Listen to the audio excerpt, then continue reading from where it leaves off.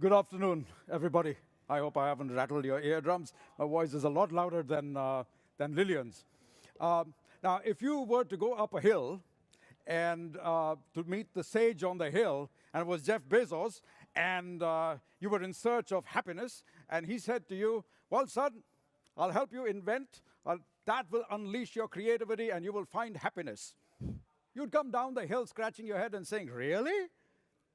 Well, the funny thing is, he's right.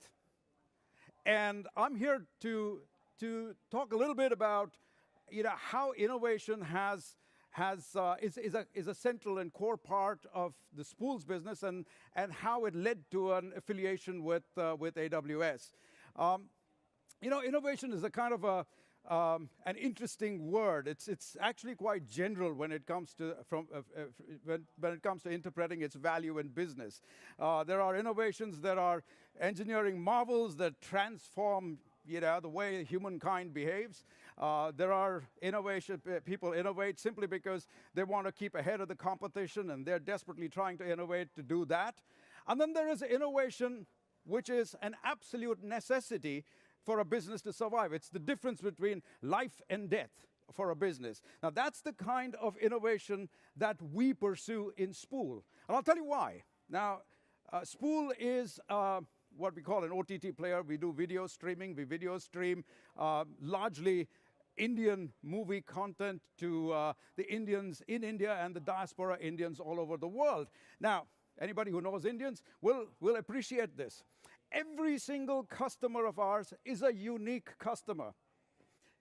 His uniqueness, or her uniqueness, is defined by the device they use, the language they want to watch their content in, the kind of content they want to watch, the propensity to pay, the payment channels they want to use, their attention span, their orientation towards one genre of content or another, and it goes on and on. Now, it's very difficult to parameterize a customer and create a cookie-cutter solution for everybody.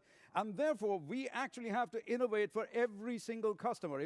Because every single customer is saying to us, please, this is who I am, make me feel important.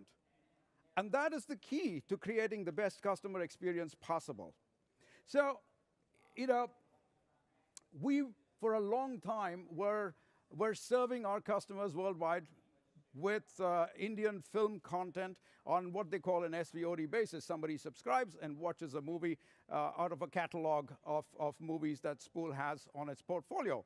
Now, the customer came back and said, you know what, and we have, by the way, about 50 million customers worldwide in 150 countries. Now, the customer came back and said, gosh, I love your product. I mean, it's got all these movies and I'm enjoying them. But you know what? I'm living far away from India, and I really want to watch linear TV channels. I want to watch the TV that is shown back home. I want to watch it on my television screen. I want to watch it on all my devices, because that would make a complete experience for me. So we sat there and scratched our heads and said, oh my God, that's a big one. Because out of India, it's not a matter of streaming 4 or 5 channels. We're talking about 200 live channels. Now, nobody had ever done that, done streaming of so many channels before on that scale. And went to our tech team, got together, and we have a brilliant tech team, and they came to the conclusion that, look, we can't do this in-house. It's obviously impossible. Let's go to AWS. And therefore, we started our partnership with AWS because we both shared that similar approach to the customer, which is to innovate in a way that creates the most brilliant customer experience. Now, in choosing a partner, it's not a decision that's made willy-nilly. It has to make business sense. And I just want to spend a few minutes with you just talking about how that business sense, is addressed and how it comes into play when you pick the right partner to deliver the solution that you want to your customer. Let's see if I can get this to work. There you go. So when we were evaluating the potential relationship with AWS, and eventually it happened, I mean, for us, the key business factors is that we needed somebody who was very agile, and speed to market is important. I mean, that's, anybody will tell you that's fairly common sense. But the speed to market that we wanted was even more important than just getting the product to market as quickly as possible. It was to transition a whole group of customers from a high-cost solution to a low-cost solution. Therefore, every day that we saved or that we got the product out to market earlier was money that dropped directly to the bottom line. And that was what AWS brought to the table, is to get us to market very, very quickly. It's the same with speed of deployment. The customer, wants to have an upgrade, wants to have an enhancement before his neighbor does. And therefore, we need to deploy upgrades, deploy new innovations to the customer so quickly that he gets it even before he asks for it. Scalability is important. And scalability is important not simply because we want to grow our business, everybody does, to gargantuan scales, but because if you don't build a business to be scalable, you will keep having to go back to the drawing board and build it again and again and again, because then, and that is going to cost you money. So from a businessman's perspective, the scalability that AWS brought to the table was absolutely key to picking them and working with them. Response to change is very critical. We are living in an ecosystem, or at least our business is operating in an ecosystem that is changing by the minute. You just cannot drop the ball at any point of time. You cannot sit on your hands. You have to be thinking about innovating all the time. In our business, we have got to be open to the world. We function not in one jurisdiction. We function in 150 jurisdictions, in 150 ecosystems, in different Wi-Fi infrastructures, different environments, different types of customers in different countries. You have blue-collar workers in the Middle East, and you have white-collar professionals in the United States. And they both want the product to be delivered to them in a way that it can be consumed in their jurisdiction. So that's very important. We needed somebody, in order to create the right kind of innovation, you also have to be prepared for changing circumstances with respect to how you deliver the product from just a traffic management perspective. When I asked our technology guys, what does traffic management mean? I mean, it sounds very fancy, but what does it actually mean? We have a few bright sparks there. One of them said to me, listen, if you were in charge of plumbing in Singapore and everybody pulled the flush at the same time, what would happen?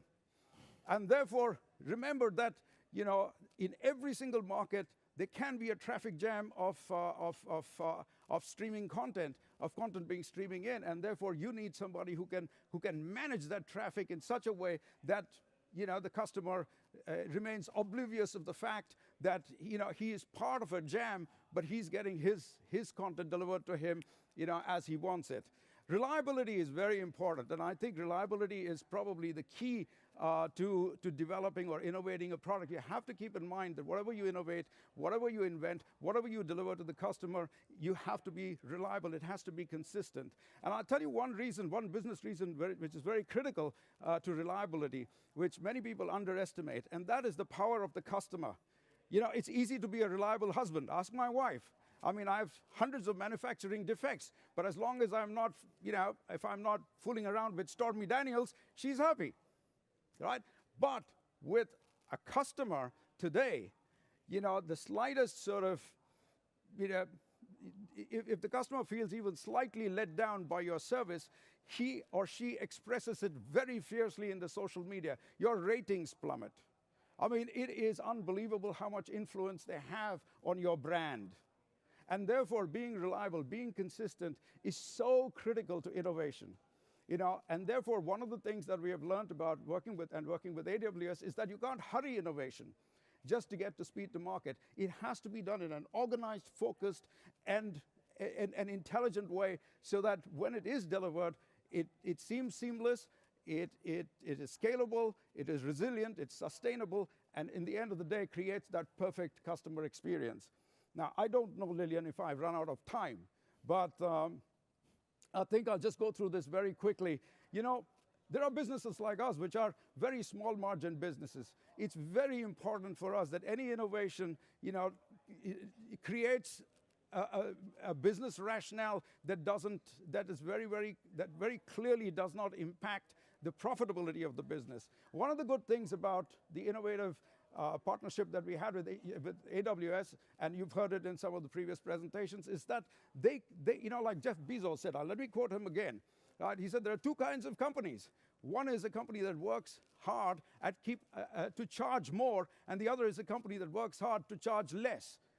And that is the kind of company Amazon is. That's the kind of company we are. So there's a complete meeting of minds there. Therefore, when they look at our model and they look at our customer base and they say, how do we manage the streaming costs for our customer, they charge us for how much we consume, as opposed to some companies who would probably charge us a fixed fee, almost like a lawyer charging you a retainer, which kind of eats into the margins of the business.